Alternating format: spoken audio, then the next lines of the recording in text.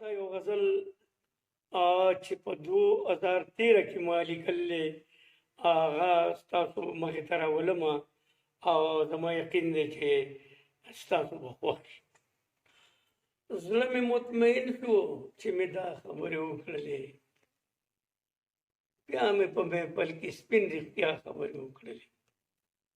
سترګې د اغیار کته شوې، پورته یې کتې نه شو، ما چې ستا د حسن د ښکلا خبرې وکړلې.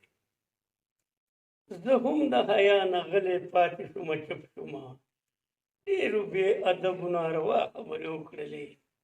خپله پې عمل نه کوي، بل څوک به پې څه وکړي، هسې د ثواب او د ګناه خبرې وکړلې.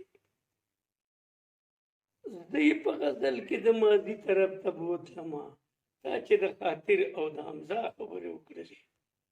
غریب نیولې راله، سترګې یې ډکې وې له اوښکو نه، ورور ورته غوسه کې د ژړا خبرې وکړلې.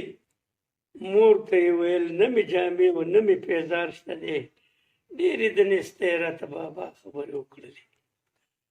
خدای خبر چې کوم طرف ته لاړې په خیالونو کې، نن د صاحب سره څه